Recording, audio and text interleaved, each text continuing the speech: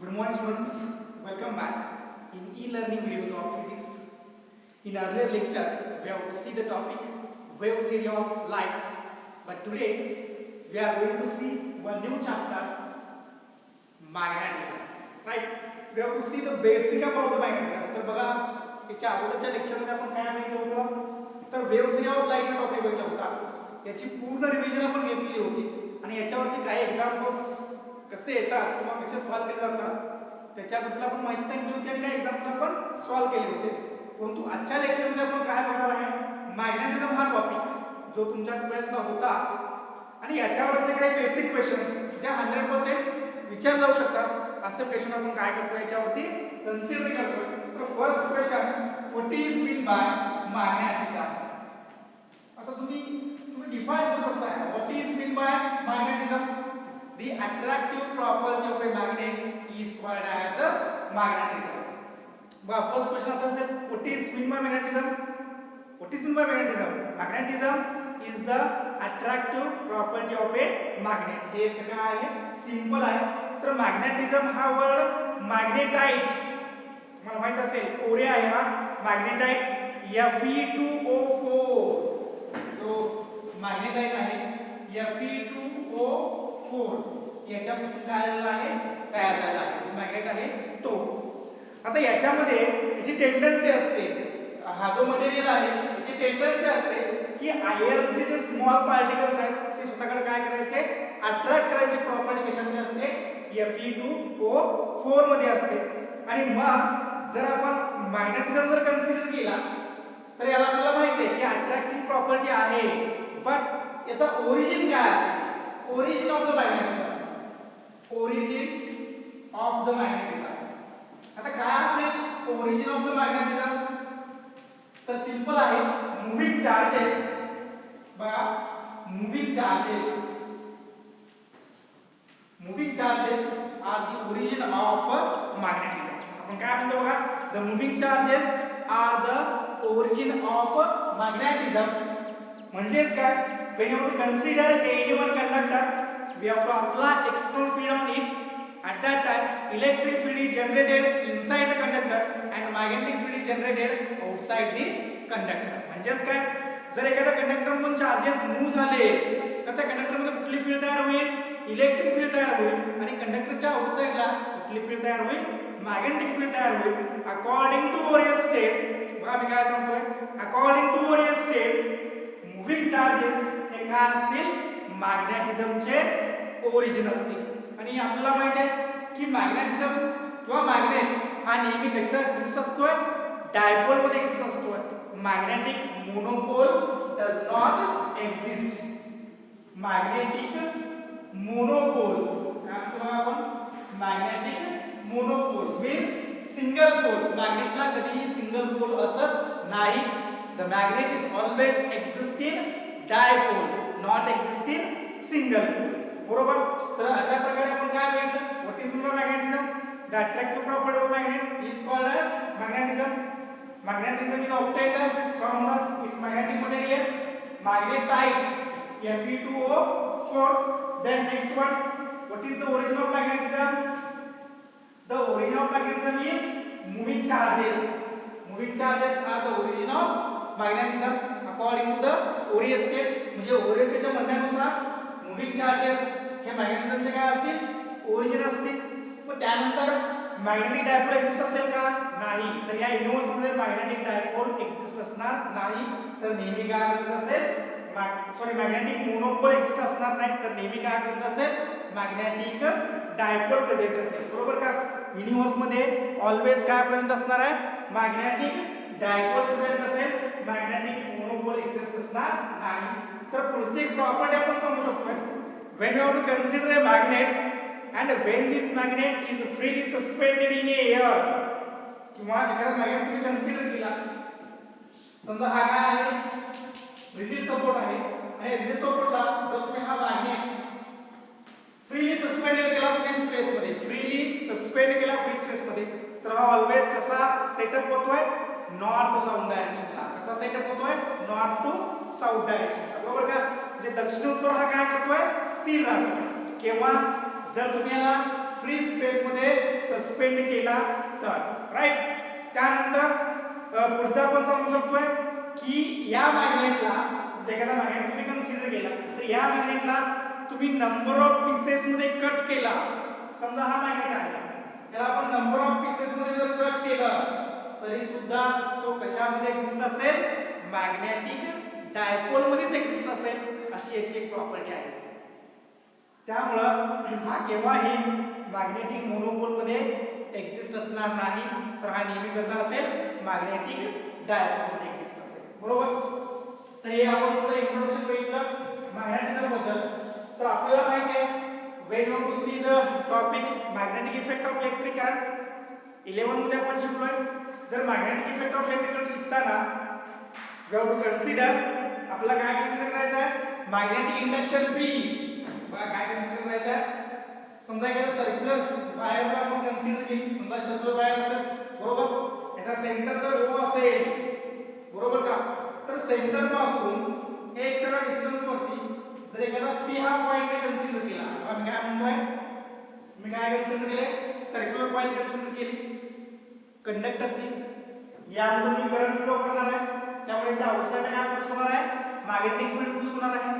त्यामुळे जर सेंटर पासून एक सरळ डिस्टन्स वरती मॅग्नेटिक फील्ड मध्ये जर मी P हा पॉइंट कन्सिडर केला तर त्यावेळी जी रेडियस असेल ती R असणार आहे, परंतु त्यावेळी इथं असणारी जी मॅग्नेटिक फील्ड आहे ती किती असेल, तर मॅग्नेटिक फील्ड किती असेल बघा, जर यातून I एवढा करंट फ्लो होत असेल, याची रेडियस R असेल, याला फ्री स्पेस मध्ये जर प्लेस्ड केला असेल तर त्यावेळी याची जी मॅग्नेटिक फील्ड आहे ती मॅग्नेटिक फील्ड असणार आहे B is equal to mu 0 IR square divided by 2 R मध्ये x square plus R square raised to 3 by 2 असा फॉर्म्युला आहे. We have to consider any one conductor which is in the form of circle, and from the center of the circle we have to consider any point P at a distance x. At that time the magnetic field at point P is mu 0 IR square divided by 2 in bracket x square plus R square raised to 3 by 2 असेल. परंतु याच्यामध्ये जे distance आपण consider करतोय r आणि x, हे distance जर compare केलं तर x हे डिस्टन्स r पेक्षा नेहमी काय असेल, ग्रेटर असेल, आणि मग याच्यावरून आपण मॅग्नेटिक फील्ड ऑफ इंडक्शन करतो आहे, आणि ते मॅग्नेटिक फील्ड ऑफ इंडक्शन किती असेल, B is equal to mu 0 upon 4 pi into twice m divided by r square. किती असेल, twice m divided by x cube असेल, twice m divided by काय असणार आहे, x cube असेल. r हे डिस्टन्स x ला जर कंपेअर केलं तर ते काय असतं, खूप छोटं असतं, त्यामुळे आपण r निग्लेक्ट करतोय आणि काय कन्सिडर करतोय, x. म्हणजे ही काय असेल, मॅग्नेटिक फील्ड असेल, कुठल्या पॉइंटची, P या पॉइंटची. समजा हे झालं मॅग्नेटिक फील्ड मध्ये. जर इलेक्ट्रिक फील्ड मध्ये घ्यायचं असेल तर B ला रिप्लेस करायचं E नं, mu 0 upon 4 pi ला रिप्लेस करायचं कशानं, 1 upon 4 pi epsilon 0 नं, आणि मग m च्या ठिकाणी मॅग्नेटिक डायपोल मोमेंट m नं दाखवतोय आणि इलेक्ट्रिक डायपोल मोमेंट आपण P नं दाखवतोय, त्यामुळे twice P divided by काय असेल, x cube असेल. हे तुमचं सेम इक्वेशन असेल कशामध्ये, इलेक्ट्रिक फील्ड मध्ये. जर इलेक्ट्रिक फील्ड मध्ये कन्सिडर केला तर, आणि टॉर्चच्या भाषेत जर तुम्ही कन्सिडर केला तर आपल्याला माहिती आहे tau bar is equal to m bar cross b bar. हे असेल मॅग्नेटिक फील्ड मध्ये, आणि इलेक्ट्रिक फील्ड मध्ये जर कन्सिडर केला तर tau bar is equal to p bar cross e bar. काय असेल, p bar cross e bar. पण हे काही एक्सप्रेशन जर आपण बघितलं, बरोबर का, तर अतिशय सिंपल आहे एक्सप्रेशन. तुम्ही छोटे छोटे फॉर्म्युले लक्षात ठेवा, तुम्हाला कळून जाईल की अगोदरच्या चॅप्टर मध्ये डिव्हिजन थोडे पॉइंट होते. तर ऍक्च्युअली ज्यावेळी एखादा इलेक्ट्रॉन आपण कन्सिडर करतोय, magnetic dipole moment of A revolving electron, तर आता पहिला पॉइंट काय आहे, मॅग्नेटिक डायपोल मोमेंट,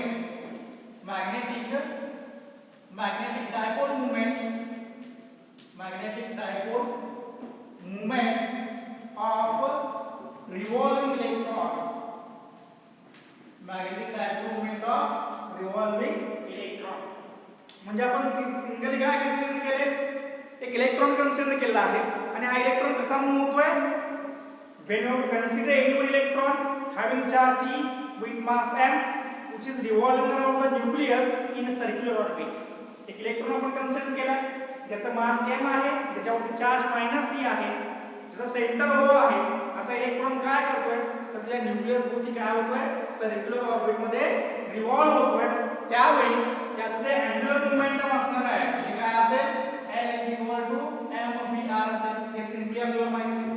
त्या इलेक्ट्रॉनचा अँग्युलर मोमेंटम किती असणार आहे, L mvr असेल. मग त्यातून किती करंट फ्लो होत असणार आहे, तर I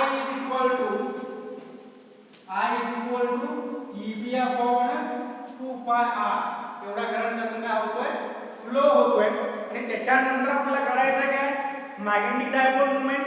मग मॅग्नेटिक डायपोल मोमेंट काय असते, m0 I × a असते. I तुमच्याकडे आहे किती, ev upon 2πr × a म्हणजे काय, तर इलेक्ट्रॉन हा सर्क्युलर फॉर्म मध्ये मूव्ह व्हायला लागलाय, बरोबर का.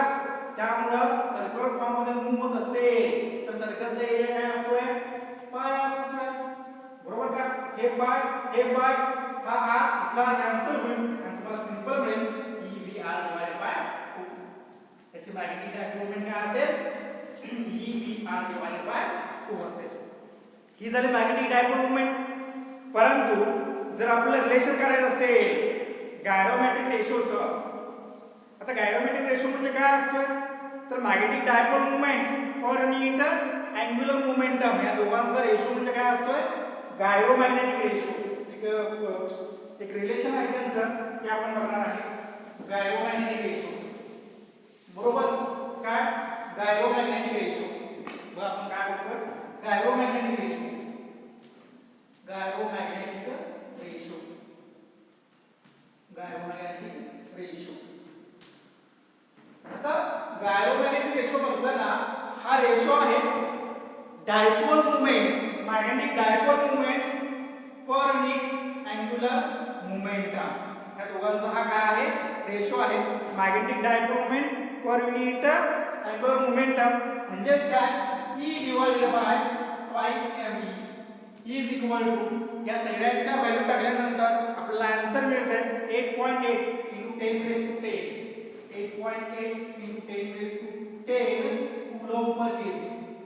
इथे आन्सर मिळतो तुम्हाला 8.8 × 10⁻10 कूलॉम पर केजी. तर अशा प्रकारे ह्या व्हॅल्यू लक्षात ठेवायचं आहे. हा गायरोमॅग्नेटिक रेशो तुम्ही लक्षात ठेवायचा म्हणजे तुम्हाला एक्झाम करता काही उपयुक्त होईल, बरोबर का. म्हणजे एवढं सिंपल आहे की त्याच्यानंतर आपण बघणार आहे, आपण एकदम शॉर्ट मध्ये बघायला तुम्हाला फक्त मी रिवाइज करते राहतोय. एक टर्म तुम्हाला होती, 4 टर्म तुम्हाला होत्या. पहिली होती मॅग्नेटायझेशन, बघा कोणती, मॅग्नेटायझेशन पहिली टर्म होती. दुसरी मॅग्नेटिक इंटेन्सिटी, काय होती, मॅग्नेटिक इंटेन्सिटी, कशाला म्हणायचं, मॅग्नेटिक इंटेन्सिटी. तिसरी एक टर्म होती त्याला आपण काय म्हणू शकतो बघा, मॅग्नेटिक परमॅबिलिटी किंवा परमिटिव्हिटी म्हणू शकतोय. त्याला आपण मॅग्नेटिक ससेप्टिबिलिटी म्हणतोय. काय म्हणतोय, magnetic susceptibility, SUSCEPTIBILITY, magnetic susceptibility. तर आपण वन बाय वन काय करणार आहे, डिफाइन करणार आहे. कशाला म्हणायचं magnetisation, the net magnetic dipole moment. आता हा इंडिकेट करतो आपण mz बार, आणि याला कसं डिफाइन करतोय, net magnetic dipole moment per unit volume. Net magnetic dipole moment per unit volume is called as magnetisation. जे नेट मॅग्नेटिक डायपोल मोमेंट आहे तर त्याच्या व्हॉल्यूम डिवाइड केलं तुम्हाला काय मिळतं, मॅग्नेटायझेशन. याचा SI युनिट असेल एंपियर मीटर इनवर्स, बरोबर का. याचा SI युनिट काय, एंपियर मीटर इनवर्स. आणि डायमेन्शन्स असतील m⁻0 l⁻−1 t⁻0. बघा डायमेन्शन्स m⁻0 l⁻−1 t⁻0 आणि i⁻1 ही याची काय असणार आहे, डायमेन्शन्स असतील. तर हे तुम्ही लक्षात ठेवायचं. एखादं डायमेन्शन तुम्हाला काय केलं जाऊ शकतंय, विचारलं जाऊ शकतोय. त्यानंतर दुसरा आपण बघणार आहे. तर दुसरी जी डेफिनेशन आहे त्याला आपण काय म्हणतो आहे, मॅग्नेटिक इंटेन्सिटी. काय म्हणतो बघा, मॅग्नेटिक इंटेन्सिटी. तर मॅग्नेटिक इंटेन्सिटी म्हणजे काय असेल, मॅग्नेटिक इंटेन्सिटी ही आपण कशाने डिफाइन करतोय, H लेटर H न. बघा लक्षात ठेवा, मॅग्नेटिक इंटेन्सिटी ही आपण कोणत्या लेटरने डिफाइन करतोय, H. It is the ratio of strength of magnetic field to the permeability of free space. Strength of magnetic field to the permeability of free space. μ0 म्हणजे काय असते, परमेबिलिटी ऑफ फ्री स्पेस असते. B म्हणजे काय असते, intensity of magnetising field. या दोघांचा ratio म्हणजे काय असते, मॅग्नेटिक इंटेन्सिटी. सेम याचं पण SI युनिट असेल काय, एंपियर मीटर इन्व्हर्स. आणि डायमेन्शन्स पण काय असतील, सेम असतील. डायमेन्शन्स काय असणार आहे, सेम असणार आहे. बरोबर का. त्यानंतर पुढची डेफिनेशन आहे मॅग्नेटिक ससेप्टिबिलिटी. आणि याला आपण इंडिकेट करतोय काय या लेटरने. कसे इंडिकेट करतोय, काय या लेटरने. The magnetic susceptibility is defined as it is the ratio of magnetization per unit magnetic intensity. Magnetization mz bar divided by h. mz bar divided by h. याला म्हणतो आपण magnetic intensity. Magnetic susceptibility is defined as it is the ratio of magnetization to the magnetic intensity. तुम्ही फक्त formula लक्षात ठेवायचे आहे. Formula आपल्यासाठी काय आहे, इम्पॉर्टंट आहे. काय पण दुसरे काय आहे, मॅग्नेटिक परमेबिलिटी. हे झालं असेल तर पुढे बघा, दुसरे काय आहे, मॅग्नेटिक परमेबिलिटी. हे अतिशय सोपं आहे. मॅग्नेटिक परमेबिलिटी आणि रिलेटिव्ह परमेबिलिटी. बघा 4 नंबरची डेफिनेशन आहे मॅग्नेटिक परमेबिलिटी. Magnetic permeability. तर आपण शॉर्ट मध्ये बघूया magnetic permeability. The magnetic permeability is defined as it is the ratio of magnetic field inside the material to the magnetic intensity. बघा आता याला आपण इंडिकेट करतोय म्यू न. मॅग्नेटिक परमेबिलिटी आपण इंडिकेट करतो कशाने, म्यू न. Magnetic field inside the material divided by magnetic intensity. बघा कसं डिफाइन करतोय, magnetic permeability is defined as it is the ratio of magnetic field inside the material to the magnetic intensity. अशा प्रकारे यांचं काय असेल, डेफिनेशन असेल. हे तुम्ही लक्षात ठेवायचं आहे. लास्ट वन असेल मॅग्नेटिक रिलेटिव्ह परमेबिलिटी. लास्ट कुठली असणार आहे, रिलेटिव्ह परमेबिलिटी. बघा कोणती असेल last, relative permeability. Relative permeability,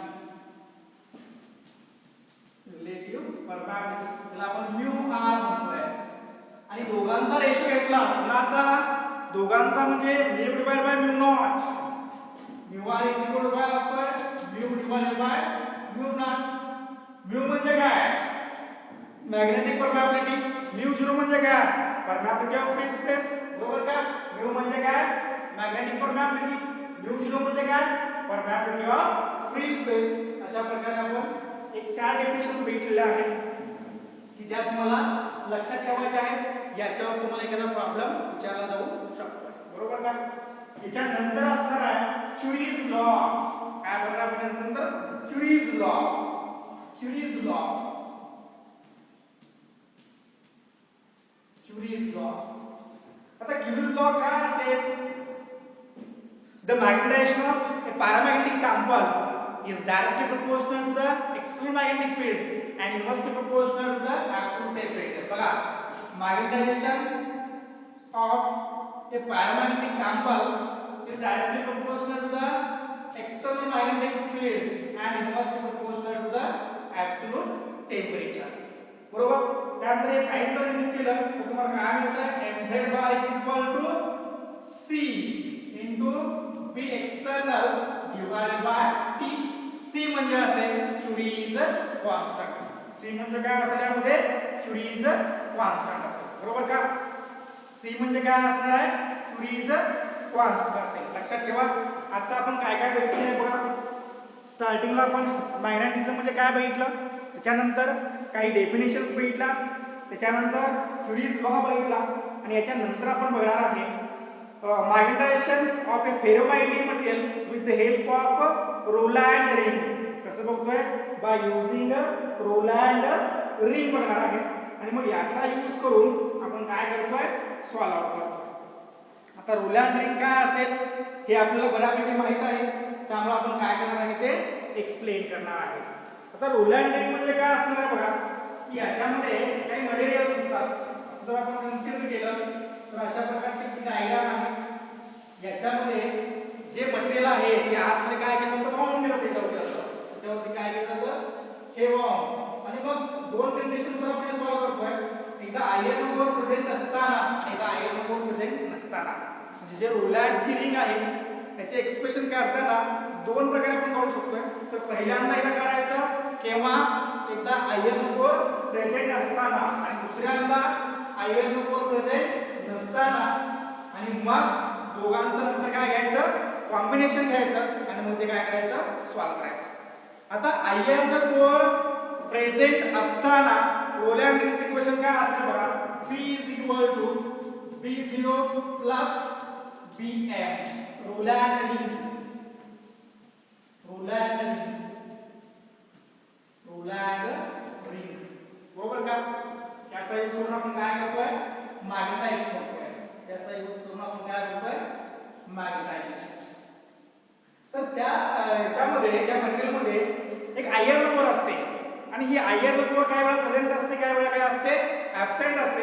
आणि ज्यावेळी आयर्न कोर प्रेझेंट असते त्यावेळी आपण इक्वेशन घेतले B = B0 plus Bm. आता याच्यामध्ये जी Bm ची व्हॅल्यू आहे ही Bm ची व्हॅल्यू आपल्याला माहित आहे μ0 * mz. Bm काय असते? μ0 * mz. मग B0 म्हणजे काय? आयर्न कोर प्रेझेंट नसताना B0 ची व्हॅल्यू. आता आयर्न कोर प्रेझेंट नसताना काय असते? B0 = μ0h. इथं आयर्न कोर प्रेझेंट असते, इथं आयर्न कोर प्रेझेंट नसते. आणि मग टोटल दोघांची बेरीज करायची. काय होईल? B B0 म्हणजे μ0h प्लस Bm म्हणजे μ0mz. आणि मग μ0 कॉमन काढायचा, मग काय मिळेल? h plus mz. हेच काय असेल? मॅग्नेटायझेशन असेल मॅग्नेटिक मटेरियलचं, फेरोमॅग्नेटिक मटेरियलचं बाय युजिंग रोलँड रिंग. त्याच्यानुसार काढले आपण हे बाय युजिंग रोलँड रिंग नुसार काढला. तर अशा प्रकारे रोलँड रिंगच्या सहाय्याने जे एक्सप्रेशन ते आपण बघितलं. mz म्हणजे काय असेल? Magnetization. h magnetic intensity, μ0 permeability of free space, b म्हणजे काय असेल? Total magnetic field. B0 म्हणजे काय?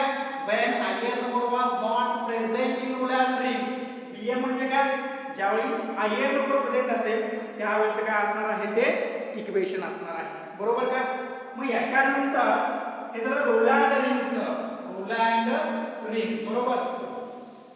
याच्यानंतर जे रिलेशन असेल मॅग्नेटिक परमॅबिलिटी आणि रिलेटिव्ह परमॅबिलिटी तेही आपल्याला काय करायचं आहे? बघायचं आहे. Relation between permeability and susceptibility.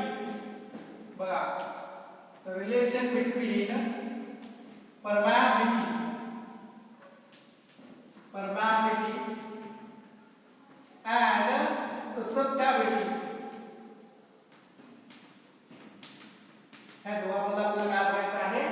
Relation बघायचं आहे. Relation between permeability and susceptibility. तर काय रिलेशन आहे? तर μ = 1 प्लस काय? μ = 1 प्लस काय? हे यांचं काय आहे? रिलेशन आहे. लक्षात ठेवा. रिलेशन बिटवीन परमॅबिलिटी आणि ससेप्टिबिलिटी काय आहे? μr = 1 प्लस काय असेल. तर हे रिलेशन तुम्ही काय करायचं आहे? लक्षात ठेवायचं आहे. काय रिलेशन आहे? μr = 1 प्लस काय? हे जर रिलेशन लक्षात ठेवलं तर तुम्हाला काय कळेल? 100% याच्यावरती एखादा क्वेश्चन तुम्हाला विचारला जाऊ शकतोय. आणि आपण काय करतो? काही मॅग्नेटिक मटेरियल कन्सिडर करतो. आता याच्या अगोदर आपण काय बघितलं? काही डेफिनेशन्स किंवा रोलँड रिंगचं किंवा त्यानंतर परमॅबिलिटी आणि ससेप्टिबिलिटी यांच्यामध्ये एक्सप्रेशन्स बघितलं. पण जरा पुढे बघताना आपण काही मटेरियल्स आहेत, काही सबस्टन्सेस आहेत, ते सबस्टन्सेस आपण काय करतोय? 1 बाय 1 स्टडी करतोय. तर स्टडी करताना जे पहिलं सबस्टन्स आहे, म्हणजे तसे 5 सबस्टन्स आहेत. Diamagnetic substance, paramagnetic substance, ferromagnetic substance, ferrimagnetic substance आणि अँटी फेरीमॅग्नेटिक सबस्टन्स. तर आपल्या साठी तीन आहेत, डायमॅग्नेटिक सबस्टन्स, पॅरामॅग्नेटिक सबस्टन्स आणि फेरोमॅग्नेटिक सबस्टन्स. तर पहिला जो आहे तो आपण कन्सिडर करतोय डायमॅग्नेटिक सबस्टन्स. कुठला असेल? Diamagnetic substance. तर थोडक्यात आपण काय करणार आहे, डायमॅग्नेटिक सबस्टन्सचा रिव्ह्यू घेणार आहे. कशाला पाहिजे diamagnetic substance? The substances which are weakly repelled by magnet is called as a diamagnetic substance.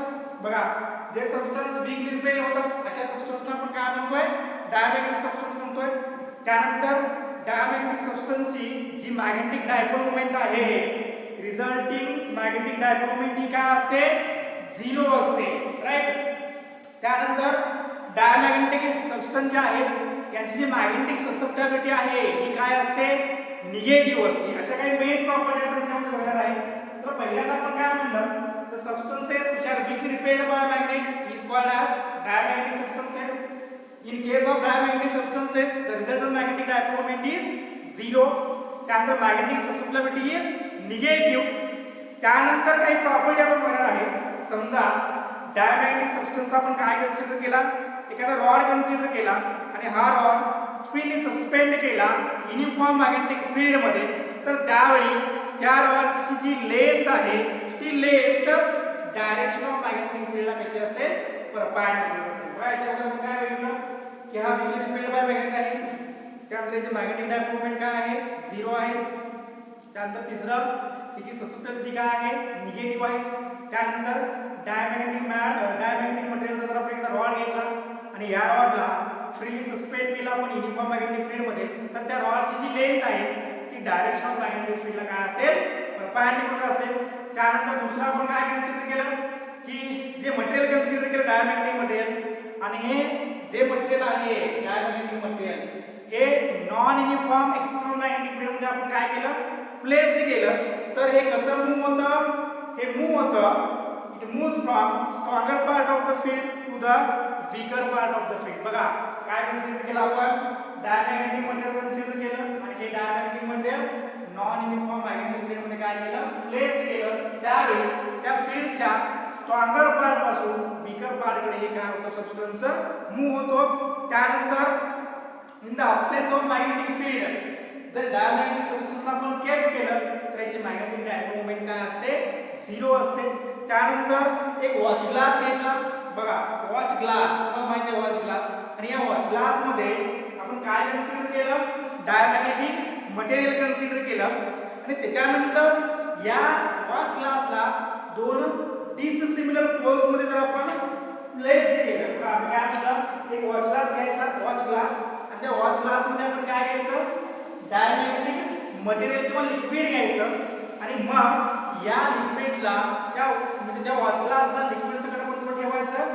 दोन स्ट्रॉंग पोल पीसेस मध्ये ठेवायचं. त्यावेळी सेंटरला जे लिक्विड असेल त्या सेंटरला आपल्याला काय झालेलं मिळेल?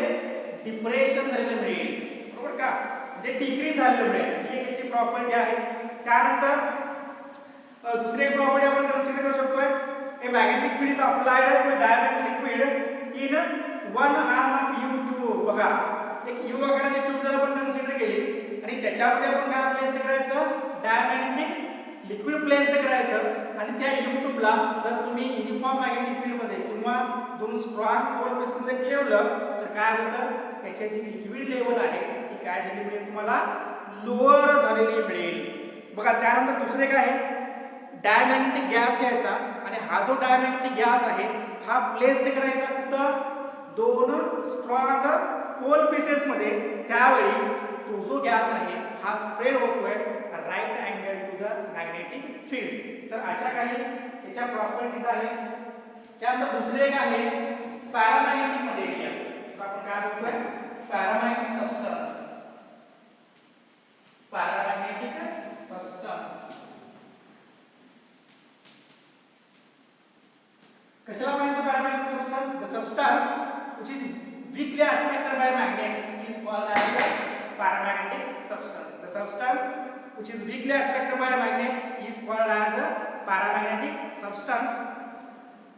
The susceptibility of paramagnetic substance is small and positive. कशी असेल याची susceptibility small and positive. Then its magnetic dipole moment do not be zero. याची मॅग्नेटिक डायपोल मोमेंट झिरो असत नाही. त्यानंतर कुठली प्रॉपर्टी आहे की पॅरामॅग्नेटिक मटेरियलचा एखादा रॉड आपण कन्सिडर केला आणि हा रॉड मॅग्नेटिक फील्ड मध्ये प्लेस केला, युनिफॉर्म मॅग्नेटिक फील्ड मध्ये प्लेस केला, तर त्यावेळी त्या रॉडची लेंथ ही नेहमी पॅरलल असते डायरेक्शन ऑफ मॅग्नेटिक फील्डला. त्यानंतर दुसरा आपण कन्सिडर केलं की पॅरामॅग्नेटिक मटेरियलचं सॅम्पल कन्सिडर केलं आणि हा पॅरामॅग्नेटिक मटेरियल जर आपण नॉन युनिफॉर्म मॅग्नेटिक फील्ड मध्ये प्लेस्ड केला तर हा ऑलवेज कसा मूव्ह होतोय, weaker part two the stronger part of the field. त्यानंतर पुढचं पॅरामॅग्नेटिक सबस्टन्स हा जर आपण in the absence of magnetic field मध्ये प्लेस्ड केला तर याच्यामधले जे सगळे पार्टिकल्स आहेत ते पार्टिकल्स कसे मूव्ह व्हायला लागतात, रॅन्डम मोशन मध्ये मूव्ह व्हायला लागतात. पुढचं आपण अशी प्रॉपर्टी कन्सिडर करूया की एक वॉच ग्लास घेऊया आणि या वॉच ग्लास मध्ये काय करूया, पॅरामॅग्नेटिक सबस्टन्स कन्सिडर करूया आणि मग तो वॉच ग्लास काय करायचा, दोन पोल पीसेस मध्ये प्लेस करायचा. त्यावेळी याच्यामध्ये काय होईल, मिडलला इनक्रीज होईल. म्हणजे डायमॅग्नेटिक मध्ये मिडलला काय होतं, डिक्रीज झालं होतं, तर या पॅरामॅग्नेटिक सबस्टन्स काय होतोय, मिडलला इनक्रीज होतोय. दुसरं यू आकाराची ट्यूब घ्यायची आणि याच्यामध्ये जर तुम्ही पॅरामॅग्नेटिक सबस्टन्स प्लेस्ड केला तर याच्यामध्ये तुम्हाला काय मिळेल, इनक्रीज इन लेवल झालेली मिळेल, डिक्रीज होणार नाही. त्याच्यामध्ये काय होईल, इनक्रीज होईल. त्यानंतर सेम डायमॅग्नेटिक गॅस घ्यायचा, पॅरामॅग्नेटिक गॅस घ्यायचा आणि हा दोन पोल पीसेस मध्ये काय करायचा, प्लेस्ड करायचा. त्यावेळी हा स्प्रेड होतोय in the direction of the magnetic field. बरोबर का. तर अशा प्रकारे आपण काय केलं आहे, पॅरामॅग्नेटिक सबस्टन्स थोडं बघितलेलं आहे. पॅरामॅग्नेटिक सबस्टन्स मध्ये पॅरामॅग्नेटिक ससेप्टिबिलिटी असते ही ऑलवेज काय असते, inversely proportional to the temperature असते. लक्षात ठेवा, पॅरामॅग्नेटिक सबस्टन्सची जी ससेप्टिबिलिटी असते ही व्हेरी स्मॉल पॉझिटिव्ह असते, परंतु ही इन्व्हर्सली प्रोपोर्शनल असते काय, टेम्परेचर ऑफ द मॅग्नेटिक फील्डला, राईट, ॲब्सोल्यूट टेम्परेचरला. आणि याच्यानंतर जो तिसरा सबस्टन्स आहे त्याला आपण काय म्हणतोय, फेरोमॅग्नेटिक सबस्टन्स. तिसरा सबस्टन्स कुठला आहे, फेरोमॅग्नेटिक सबस्टन्स. फेरोमॅग्नेटिक सबस्टन्स काय म्हणतात याला, फेरोमॅग्नेटिक सबस्टन्स. बरोबर आहे का बघा, काय म्हणतो त्याला, ferromagnetic substance. The substance which is strongly attracted by a magnet is called as a ferromagnetic substance. Its magnetic dipole moment do not be zero. हा strongly attract होतोय त्याला आपण काय म्हणतो, फेरोमॅग्नेटिक सबस्टन्स म्हणतो. याची मॅग्नेटिक डायपोल मोमेंट ही zero असत नाही. आणि त्यानंतर याची जी ससेप्टिबिलिटी आहे ही ससेप्टिबिलिटी काय असेल, it's a positive and large magnetic susceptibility. जी ससेप्टिबिलिटी आहे ही लार्ज असेल आणि कशी असेल, पॉझिटिव्ह असेल. आता पुढची प्रॉपर्टी, जर फेरोमॅग्नेटिक सबस्टन्स तुम्ही कन्सिडर केला आणि याला एक्सटर्नल मॅग्नेटिक फील्ड मध्ये प्लेस्ड केला तर हा स्ट्रॉंगली मॅग्नेटाइज्ड होतोय in the direction of magnetic field. त्यानंतर कुठली प्रॉपर्टी, आपण असं कन्सिडर केलं की फेरोमॅग्नेटिक सबस्टन्स कन्सिडर केला आणि या फेरोमॅग्नेटिक सबस्टन्सला आपण जर नॉन युनिफॉर्म मॅग्नेटिक फील्ड मध्ये प्लेस्ड केला तर हा सुद्धा weaker part of the field to the stronger part of the field काय होतोय, मूव्ह होतोय. त्यानंतर पुढची प्रॉपर्टी आपण बघू शकतोय की एखादा थिन रॉड आपण कन्सिडर केला कोणाचा, फेरोमॅग्नेटिक सबस्टन्सचा, आणि या थिन रॉडला आपण फ्रीली सस्पेंड केलं कुठं, युनिफॉर्म मॅग्नेटिक फील्ड मध्ये.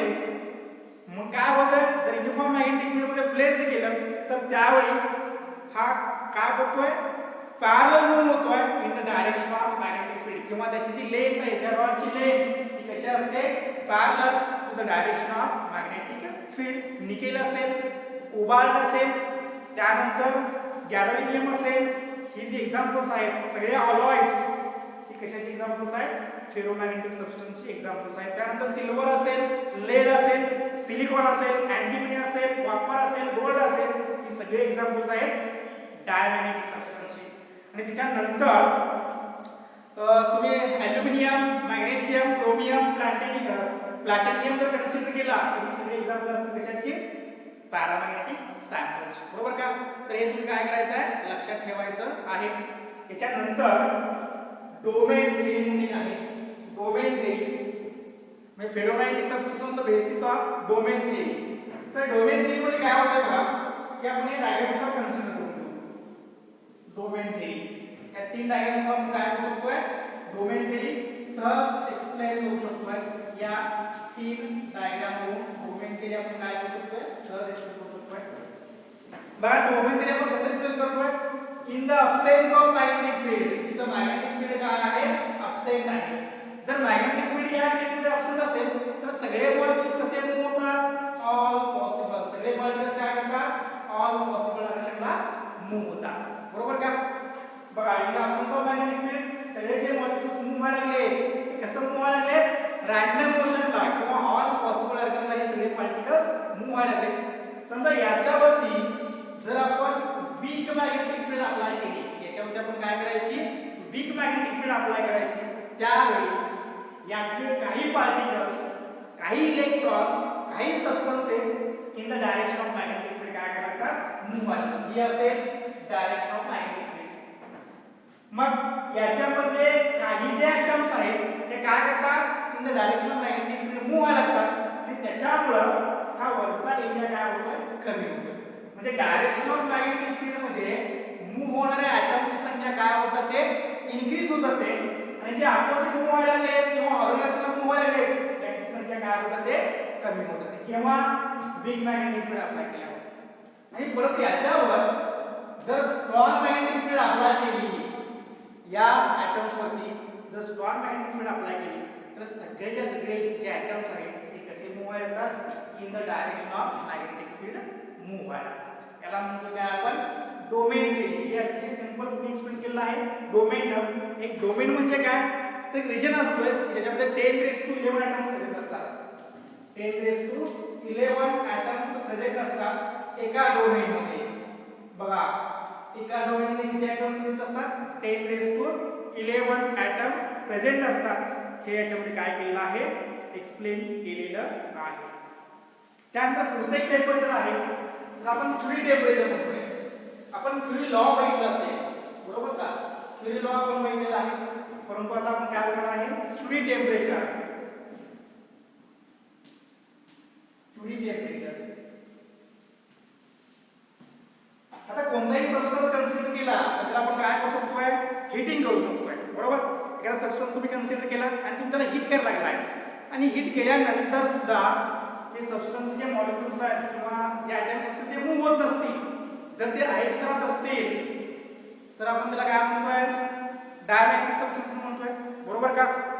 It observe that when ferromagnetic substance is heated it's magnetisation decreases with increasing temperature. म्हणजे तुम्ही काय कन्सिडर केलं, फेरोमॅग्नेटिक सबस्टन्स कन्सिडर केलाय आणि फेरोमॅग्नेटिक सबस्टन्सला जर तुम्ही हीट करत असाल तर त्यामध्ये मॉलिक्युल स्लोली काय करतात, निघून जातात आणि त्यामुळे त्याचं मॅग्नेटायझेशन होतं आणि मग काय होतंय, त्याचं कन्व्हर्जन दुसऱ्या मटेरियलमध्ये होत आहे.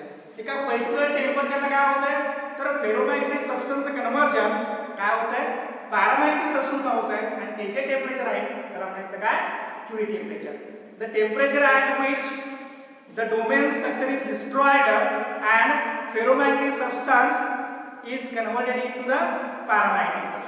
और की ज्या टेम्परेचरला डोमेन स्ट्रक्चर डिस्ट्रॉय होत आहे, म्हणजे काय की सगळे ॲटम्स आपले क्लोज्ड आहे, एकही ॲटम डिस्ट्रीब्यूट होत नाही, त्यावेळी डोमेन स्ट्रक्चर प्रेझेंट असते रिमेन्स. परंतु ज्या वेळेला तुम्ही हीट करायला लागताय त्यावेळी त्यातला एक ॲटम काय करायला लागतोय, बाजूला जातो आणि मग अशा टेम्परेचरला की ज्या टेम्परेचरला पूर्ण डोमेन स्ट्रक्चर हे काय होईल, डिस्ट्रॉय होईल, त्या टेम्परेचरला काय म्हणायचं, क्युरी टेम्परेचर. आणि above Curie temperature the ferromagnetic substance is converted into the paramagnetic substance. बघा above Curie temperature the ferromagnetic substance is converted into the paramagnetic substance. आता काही सबस्टन्स आपल्याला टेम्परेचर माहित आहे, जर कोबाल्ट कन्सिडर केला तर त्याचं क्युरी टेम्परेचर किती असते, कोबाल्टसाठी 1394, हे त्याचं काय असेल, क्युरी टेम्परेचर असेल. त्यानंतर आयर्न 1043 असेल, निकेल 631 असेल. ते कशामध्ये आहे, डिग्री केल्विनमध्ये आहे, लक्षात ठेवा. म्हणजे असे आपण टेम्परेचर मध्ये काय करू शकतोय बघू शकतोय.